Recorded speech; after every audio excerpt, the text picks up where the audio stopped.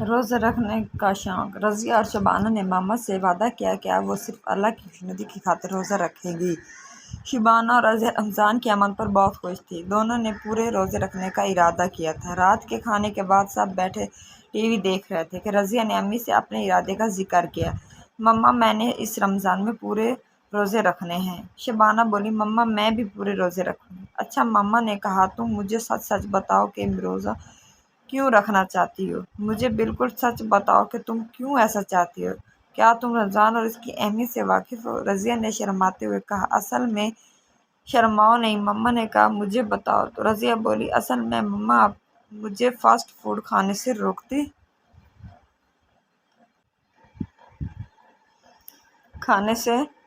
روکتی ہیں کہ پیزا اور برگر وغیرہ نہ کھایا کرو، زیادہ فاسٹ فوڈ نقصان دہ ہوتا ہے۔ لیکن روزہ رکھنے کے بعد اگر میں افطاری کے وقت ضد کرتی ہوں کہ گھر کا کھانا نہیں بلکہ مجھے برگر چاہیے یا مجھے پیزا منگوا دیں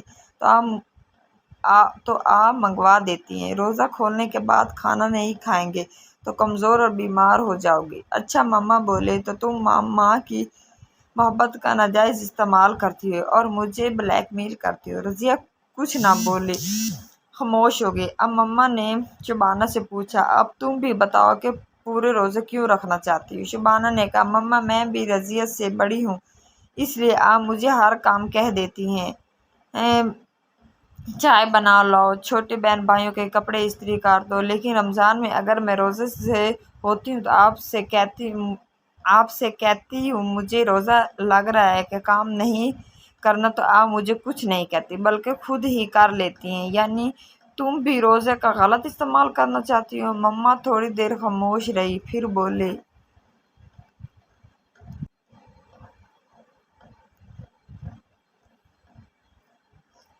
میری باتیں اب تم دونوں غور سے سنو، میں تمہیں ڈانٹوں گی نہیں کیونکہ ہم دونوں نے سچ بولا ہے اور میرے پوچھنے پر آپ صحیح ارادہ مجھے بتا دیتے ہیں۔ میں تمہیں روزے کی اہمیت بتانا چاہتی ہوں۔ اللہ تعالیٰ نے فرمایا روزہ میرے لیے اور میں خود اس کی جزا دوں گا۔ روزہ صرف اور صرف اللہ کی خوشنودی کی خاطر اور فرض سمجھ کر رکھنا چاہیے۔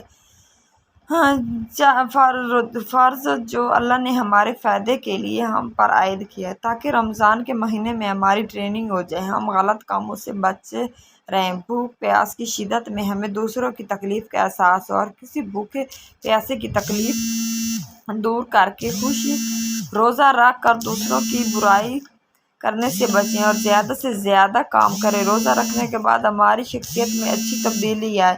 رضیہ اور شبانہ نے مما سے وعدہ کیا